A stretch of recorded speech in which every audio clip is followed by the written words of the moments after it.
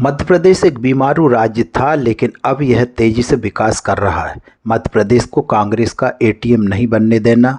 भाजपा सबसे बड़ी पार्टी है। भाजपा ने घोषणा पत्र में जो कहा वह कर दिखाया है। हम इंसाफ और इंसान की राजनीति करते हैं। हमारी विश्वसनीयता पर कोई प्रश्न चिन्ह नहीं लगाता। भाजपा की केंद्र सरकार और मध्य प्रदेश की सरकार ने बहुत काम किए हैं। भारत चंद्रमा पर पहुंच गया। भारत अब कमज़ोर भारत नहीं रहा। यह बात केंद्रीय रक्षा मंत्री राजनाथ सिंह ने सिवनी मालवा में भाजपा प्रत्याशी प्रेम शंकर वर्मा के समर्थन में चुनावी सभा को संबोधित करते हुए कही। रक्षा मंत्री राजनाथ सिंह ने कहा कि कांग्रेस के टिकट वितरण के समय कमलनाथ और दिग्विजय एक दूसरे के कपड़े फाड़ रहे थे और जीतने के बाद जनता के कपड़े फाड़ेंगे। इसलिए मैं कह रहा हूं कि मध्य प्रदेश को कांग्रेस की एटीएम मत बनने देना। उन्होंने कहा कि हमारे यहाँ व्यक्ति गड़बड़ हो सकते हैं, पर पार्टी के बारे में कोई माई का लाल नहीं कह सकता। आज तक हमने हमारे घोषणा पत्र में जो हमने कहा था वह हमने किया है। हमने यह भी कहा था कि जब हमारी सरकार स्पष्ट बहुमत के साथ आएगी हम राम मंदिर बनवाएंगे, और हमने किया भी। उन्होंने कहा कि लोग आरोप लगाते हैं कि भारतीय जनता पार्टी जातिगत राजनीति करती है, पर हमने कभी जातिगत राजनीति नहीं करते। हमने मुस्लिम बहनों के लिए भी काम किया है। राजनाथ सिंह ने लोगों से यह सुनिश्चित करने को कहा कि प्रदेश कांग्रेस का एटीएम न बनने पाए। उन्होंने दावा किया कि कांग्रेस की सभी सरकारें भ्रष्टाचार से दागदार थीं और इसके कुछ मंत्री पहले जेल जा चुके हैं, जबकि भारतीय जनता पार्टी की सरकारों पर भ्रष्टाचार का एक भी आरोप नहीं है। उन्होंने कहा कि चूंकि भाजपा का आधार बढ़ रहा था और प्रधानमंत्री नरेंद्र मोदी मजबूत हो रहे हैं, इसलिए विपक्षी दल इंडिया के गठन के लिए एक साथ आए। उन्होंने कहा कि भाजपा शासन में किसी को ऐसी शिकायत नहीं हो सकती। भाजपा सरकार चलाने की कला जानती है। हम जनता को जनार्दन मानते हैं, जबकि कांग्रेस अपने परिवारों को जनार्दन मानती है। उन्होंने कहा कि 2003 में जब भाजपा सत्ता में आई तो मध्य प्रदेश में एक बीमारू राज्य था, लेकिन यह तेजी से विकास कर रहा है। उन्होंने कहा कि सत्ताधारी दल ने कुछ ही वर्षों में वह कर दिखाया जो कांग्रेस 50 साल से अधिक वर्षों में भी नहीं कर सकी। कांग्रेस की हुकूमतों को पहले भी आपने देश में भी देखा है, भिन्न भिन्न राज्यों में भी आपने देखा है। देखा होगा आपने, जब से कांग्रेस की सरकार इस हिंदुस्तान में बनी है, कभी न कभी गंभीर भ्रष्टाचार के आरोप उनके ऊपर लगे। कभी बैंक घोटाला, कभी जीप घोटाला, कभी कोयला घोटाला, कभी 2G घोटाला, घोटाले पर घोटाला। 9 वर्षों से हम लोगों की सरकार केंद्र में काम कर रही है। मैं सीना ठोक कर कह सकता हूं मेरे बहनों भाइयों, भारत ही नहीं दुनिया का कोई व्यक्ति उंगली उठाकर नहीं कह सकता कि हमारे सरकार के ऊपर किसी मंत्री के दामन पर कोई भ्रष्टाचार की जा रही है। हम राजनीति केवल सरकार बनाने के लिए नहीं करते हैं, हम राजनीति करते हैं तो देश बनाने के लिए राजनीति करते हैं। हमारे लिए जनता ही जनार्दन है, उनके लिए परिवार ही जनार्दन है। हमारे और उनके बीच में मोदी का जरिए है। होड़ मची हुई है कांग्रेस में। चुनाव प्रारंभ नहीं हुआ, टिकट बंटवारे के समय ही कमलनाथ जी और हमारे दिग्विजय भाई एक दूसरे के कपड़े फाड़ने लगे। आप यह कल्पना करिए, ये सरकार में आ जाएंगे तो अपने कपड़े नहीं फाड़ेंगे, सारे लोग मिलकर जनता के कपड़े फाड़ेंगे। मेरे बहनों भाइयों, जनता के कपड़े फाड़ेंगे।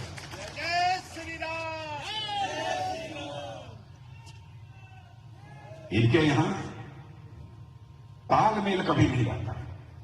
हमारे यहां कोई सिर उठाने की हिम्मत कर दे, जिसको जो बात कहनी है, शिकायत यदि करनी है तो नेतृत्व से आकर शिकायत कर सकता है। अनुशासनहीनता का हमारे दल में कोई स्थान नहीं है।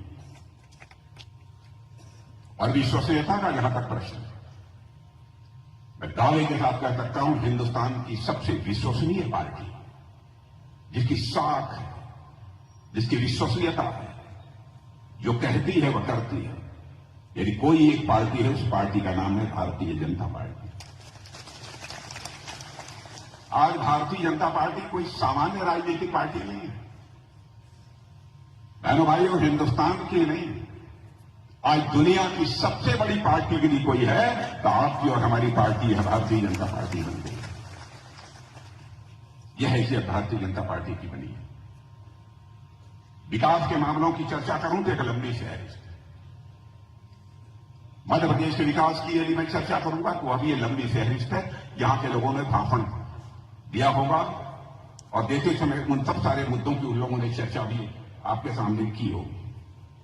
लेकिन मैं आपसे अपील करना चाहता हूं मेरे बहनों भाइयों, मध्य प्रदेश को कांग्रेस की एटीएम मत बनने देना। आप कांग्रेस की एटीएम मध्य प्रदेश को मत बनने देना। नहीं, आज इतने वर्षों में जो कांग्रेस मध्य प्रदेश की जो साख बनी है, विश्वसनीयता बनी है, वह समाप्त हो गई। और विश्वसनीयता की बात मैं क्यों कह रहा हूं? भारतीय जनता पार्टी सबसे विश्वसनीय राजनीतिक पार्टी है। हमारे यहां व्यक्ति गड़बड़ हो सकते हैं, लेकिन पार्टी के बारे में कोई मां का लाला उंगली उठाकर नहीं कह सकता। हमने जो कहा है वो किया है। यदि किसी को प्रमाण ढूंढना हो तो मैं दावे के साथ कहना चाहता हूं, 1951 में आजादी मिलने के बाद भारतीय जनसंघ के रूप में जब हम लोगों ने राजनीतिक यात्रा प्रारंभ की थी और उस समय जब चुनाव लड़े थे, 2-3 सीटें जीत कर आते थे बामुश्किल। तो उस समय चुनावी घोषणा पत्र में जो कुछ भी हम लोगों ने कहा था, लगातार बाद में उसी को दोहराते आए, हम दोहराते आए।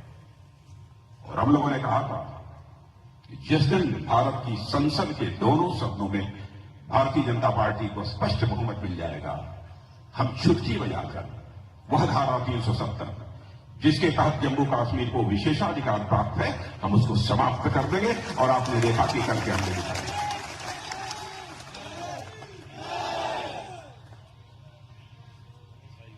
हम लोगों ने ऐसे कई वादे किए। हम लोगों ने यह भी कहा था, 80 से कहते चले आ गए, जिस दिन हमारी सरकार के अंदर में बन जाएगी स्पष्ट बहुमत के साथ, अयोध्या की धरती पर भव्य राम का मंदिर बनकर रहेगा। बहनों भाइयों, आज आपको आमंत्रित भी कर रहा हूं, आपको आमंत्रित भी कर रहा हूं, जाइए 22 जनवरी को और 22 जनवरी के बाद कभी भी जाकर भव्य राम का मंदिर आप वहां देख सकते हैं। दुनिया में वैसा कभी कहीं भी आपको देखने को नहीं है। टेलीविजन के पर्दे पर भी कुछ उसकी झलक आपको देखने को मिली हो। माताओं बहनों का जहां तक प्रश्न है, लोग आरोप लगाते हैं भारतीय जनता पार्टी जाति पंथ मजहब की संप्रदाय की राजनीति करती है। हम जाति पंथ संप्रदाय की राजनीति नहीं करते, हम राजनीति करते हैं तो इंसाफ और इंसानियत की राजनीति करते हैं। मेरे बहनों भाई, हमारी मुस्लिम माताओं बहनों के साथ क्या होता था? तलाक तलाक तलाक, छुट्टी हो जाती। उसकी वेदना हम लोगों के दिल में थी। हम लोगों ने तय किया हमारी सरकार बनेगी, बहुमत मिलेगा, हम इस हिंदुस्तान की धरती से 3 तलाक की प्रथा को समाप्त कर देंगे। और आपने देखा कि हमने छुट्टी बजाकर हमने समाप्त किया। हमारी विश्वसनीयता के ऊपर कोई प्रश्न चिन्ह नहीं लगा सकता। मैं याद दिलाना चाहता हूं, 2014 में मैं भारतीय जनता पार्टी का राष्ट्रीय अध्यक्ष था। मोदी जी उसी समय प्रधानमंत्री पद के उम्मीदवार के रूप में घोषित हुए थे। जब भी हम मोदी जी बैठते थे, मोदी जी कहते थे कि राजनाथ जी जरूर देख लीजिएगा कि चुनावी घोषणा पत्र में कोई चीज ऐसी न आने पावे जिसे हम पूरा न कर पाए। 2019 का जब घोषणा पत्र बनने लगा तो उन्होंने कहा कि नहीं, मैं चाहता हूं कि इस घोषणा पत्र को कमेटी है उसकी पूरी जिम्मेदारी आप संभालिए और स्वयं ही आप देखिए कि कोई ऐसी चीज न हो कि जो हम कह दें और न करना पाए। बहन भाइयों, उस घोषणा पत्र को चाहे 2014 हो या 2019 हो, उसको भी उठाकर आप देख लीजिए। जो हम लोगों ने कहा था वह सब किया। मध्य प्रदेश का सवाल है, जैसा मैंने कहा, बीमारू राज्य की श्रेणी से शिवराज सिंह जी ने इसे बाहर किया। मुझे याद है उस समय भी मैं मध्य प्रदेश में आया। मध्य प्रदेश में मैंने देखा था बिजली की तारों में बिजली तो कम आती थी, लेकिन बिजली का बिल ज्यादा आता था। जहां जाओ लोग यही शिकायत करते थे, साहब बिजली तो नहीं आती है लेकिन बिजली का बिल ज्यादा। यह हालत यहां की है। और हमारी चाहे केंद्र की सरकार हो, मोदी जी की या शिवराज जी की, क्या क्या योजनाएं इन लोगों ने लागू की, क्या यह कोई छोटा संकल्प था? हमारे प्रधानमंत्री ने संकल्प लिया कि हम हिंदुस्तान में एक भी परिवार शेष नहीं बचने देंगे जिस परिवार को अपना सिर ढकने के लिए पक्का छत न मुहैया हो जाए। कमलनाथ जी, मैं आपसे पूछना चाहता हूं, प्रधानमंत्री आवास योजना के अंतर्गत 8 लाख ऐसे आवास बनाने के लिए केंद्र सरकार की स्वीकृति प्रदान आपको दी गई थी, आपने इसमें 2 लाख वापस कर दिया। क्या आप ऐसी सरकार बनाना चाहते हैं? कोई भी राज्य सरकार जो जनता की हितैषी होगी वो कहेगी कि केंद्र सरकार हमको और दे और दे और दे, और आप जो मिला है आप उसे वापस कर रहे हैं और जनता की अदालत में खड़े होकर दावा कर रहे हैं कि आप मध्य प्रदेश का विकास करेंगे। मेरे बहनों भाइयों, फैसला आपके हाथों में। आयुष्मान भारत योजना प्रधानमंत्री ने लागू किया, बेमिसाल। आपके क्षेत्र के कुछ लोग जरूर विदेशों में होंगे, आप पूछ लीजिए, मैं दावे के साथ कह सकता हूं, आयुष्मान भारत की योजना गरीब से गरीब व्यक्ति होगा, बीमार हो गया, इलाज करने के लिए पैसा नहीं है, 5 लाख रुपए तक का उसका मुफ्त इलाज होगा, और 5 साल में ठीक नहीं हुआ तो उसके बाद भी 5 लाख रुपए का मुफ्त इलाज होगा। दुनिया के किसी भी देश में इस प्रकार की योजना नहीं। योजनाओं की भरमार है। माताओं बहनों को भी प्रतिनिधित्व मिलना चाहिए। भारत के निर्माण में माताओं बहनों का भी योगदान है। यदि राम है तो सीता भी होनी चाहिए। मेरे बहनों भाइयों, इस बात को ध्यान में रखें। मैं समझता हूं बहुत सारी चीजें प्रकाश में न आ पाती यदि राम के साथ सीता न होती। हमारे भारतीय समाज में हमारी माताओं बहनों का भी एक विशेष स्थान है। कांग्रेस पार्टी ने सबसे पहले कहा था महिलाओं को 33% का आरक्षण देंगे, केवल वोट हासिल करने के लिए। 30-35 वर्षों तक उनकी हुकूमत रही, इस काम को नहीं कर पाए। और आपने देखा हमारे प्रधानमंत्री ने भारत की संसद में ही नहीं बल्कि विधानसभाओं में भी माताओं और बहनों को 33% का आरक्षण दे दिया है। मेरे बहनों भाई, नंबर ऑफ सीट्स भी बढ़ी। वैसे 2026 में जो एक सर्वेक्षण होने वाला था, यह जिसे कहते हैं पुनर्सीमांकन या कुछ, वो होने वाला था, डिलिमिटेशन, उसमें भी सीटें बढ़ने वाली थी। लेकिन हम लोगों ने उसमें से 1/3 माताओं बहनों के लिए यह सीटें हम लोगों ने दी हैं। भारत का जहां तक सवाल है, भारत तो अब चंद्रमा पर जा रहा है। मेरे बहनों भाइयों, भारत चंद्रमा पर पहुंच गया। चंद्रयान चंद्रमा पर पहुंच गया। उसके साउथ पोल, दक्षिण ध्रुव पर हमारी लैंडिंग हो गई। सूर्ययान भी यहां से चला गया।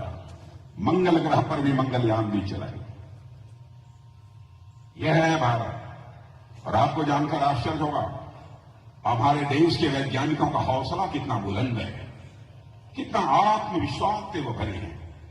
कि चंद्रयान जो बना है, तो हॉलीवुड की एक फिल्म बनने में जितना खर्च लगता है, उससे कम खर्च में हमारा चंद्रयान बना है। अमेरिका टेक्नोलॉजी की दृष्टि से, तकनीकी दृष्टि से जो विश्व का ताकतवर देश माना जाता है, उस अमेरिका ने कहा है कि चंद्रयान में कौन सी टेक्नोलॉजी, कौन सी तकनीक लगाई है भारत के वैज्ञानिकों, या हमको भी बताइए। टेक्नोलॉजी हम लोग उनसे मांगते थे, अब वो टेक्नोलॉजी हमसे मांग रहे। यह भारत की हैसियत है।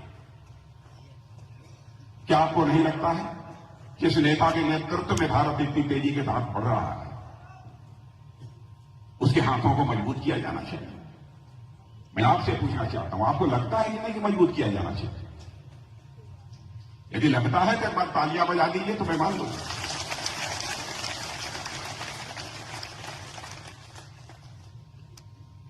यदि मैं यहां पर चर्चा करना शुरू करूंगा मेरे बहनों भाइयों, तो एक लंबा समय लगेगा। ये मध्य प्रदेश, ये राहुल जी आए थे, बाजू में आए थे, तब चिंता क्यों करते? मैं तो कहता हूं राहुल जी जहां पहुंच जाते हैं तो हम लोगों के राहु और केतु कट जाते हैं।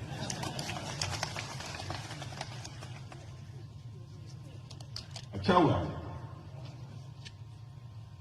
इसलिए बहनों भाइयों अब मैं देखिए नेताओं की एक सोच तेवर, नेता के तेवर पर भी निर्भर करता है कि नेता यदि इसके हाथों में सत्ता की बात दे दी जाए तो क्या करेगा। पहले के नेता लोग कबूतर छोड़ते थे, अब देखते हैं हमारा नेता अब मध्य प्रदेश में आकर चीता छोड़ता है। मेरे बहनों चीता छोड़ता है, यह है हमारा भारत। अब रक्षा की दृष्टि से आप देखना चाहते हैं, मैंने भाइयों समय कम है लेकिन मैं घंटे भर आप लोगों के बीच में बोलता। अब रक्षा मंत्री हूं, आप जानना चाहते होंगे कि क्या हो रहा है भारत में। भारत में 2014 के पहले हमारी बम, गोले, बारूद, मिसाइल, टैंक, फाइटर प्लेन, हर चीज दुनिया के दूसरे देशों से आती थी, हम इंपोर्ट करते थे। आपकी गाढ़ी कमाई का पैसा उन देशों में देते थे और उनसे हम खरीदते थे। बहनों भाइयों 9 वर्षों के अंदर ही वह करिश्मा हो गया। क्या मिसाइल, बम, तोप, टैंक आज वह भारत की धरती पर बन रहे हैं, भारतवासियों के हाथों से बन रहे हैं।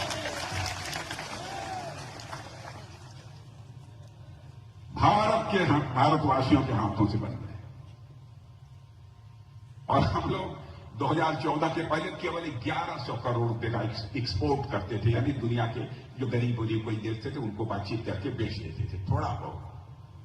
आज हम 20,000 करोड़ रुपए से अधिक का माल बेच चुके हैं, जो यहां पर रक्षा से संबंधित, डिफेंस से संबंधित जो हमारा फाइटर प्लेन भी दुनिया के दूसरे देशों में जाए, यह हमारी हैसियत है। और उरी पुलवामा की घटना तो आपने सुना होगा, मैं उस समय गृह मंत्री था, प्रधानमंत्री जी ने घटना घटी थी, तुरंत हम 2 लोगों को टेलीफोन कराया और बुलाया, भाई ऐसा हो गया। बहनों भाइयों आपको आश्चर्य होगा, 10 मिनट की देर नहीं लगी कि प्रधानमंत्री ने फैसला कर लिया। और उसके बाद आपने देखा कि हमारे सेना के बहादुर जवानों ने सीमा के इस पार ही नहीं बल्कि सीमा के उस पार जाकर आतंकवादी ठिकानों का सफाया करने में उन्होंने कामयाबी हासिल की थी। यह भारत है। भारत अब कमजोर भारत नहीं रहा है, भारत अब ताकतवर भारत बन गया है। इसलिए मैं आप सभी लोगों से यहां अपील करने आया हूं, बहनों भाइयों, शिवराज सिंह जी ने बहुत अच्छा काम किया, उनके नेतृत्व में यहां की सरकार ने। मैं आंकड़े देख रहा था, मैं आंकड़े देखने का भी थोड़ा सा व्यस्त हूं। मैं देख रहा था यहां पर एक ग्लोबल इन्वेस्टर समिट हुई थी, यानी लोगों को बुलाया जाता, आइए मध्य प्रदेश में निवेश कीजिए, इन्वेस्ट कीजिए। तो उसमें 15,42,000 करोड़, 15,42,000 नहीं, 15,42,000 करोड़ का समझौता किया है लोगों से, बड़े बड़े पूंजीपतियों से, बड़ी बड़ी कंपनियों से। आप आइए, हमारे यहां लगाइए, हम आपको सब कुछ सुविधा देंगे। अरे भाइयों, ये कंपनियां आएंगी, यहां पर उद्योग लगेंगे, तभी न हमारे बहादुर नौजवानों के हाथों को रोजगार का अवसर मिलेगा। ये किसने सोचा है? शिवराज सिंह ने सोचा। और यह है नहीं, मध्य प्रदेश जैसे राज्य में जहां की जनसंख्या बामुश्किल 12 करोड़ के आसपास की होगी, 4 इन्वेस्टर्स कॉरिडोर बन रहे हैं। यह जो पैसा आ रहा है उन कॉरिडोर्स में खर्च किया जाएगा ताकि लगभग पूरा मध्य प्रदेश को कवर कर ले। इसलिए आज मैं कहने आया हूं कि मध्य प्रदेश एक नई छलांग लगाने को तैयार है। बस आपका आशीर्वाद चाहिए मेरे बहनों भाइयों। हमारे यहां पर प्रेम शंकर वर्मा जी को भारी मतों से जिताकर देते हैं। इतनी बात तो पक्की है। अब तीसरी बात की, चौथी बात है, तीसरी बात क्या? देखिए, लोग कहना होगा, लड़कों को कतार में खड़ा कर दीजिए, 1 2 3 बोलते हैं, आगे निकल जाते हैं। हमारे प्रेमशंकर जी वर्मा का भी 1 2 हो गया, अब इस बार 3 बोलिए, ये थ्रू हो जाए।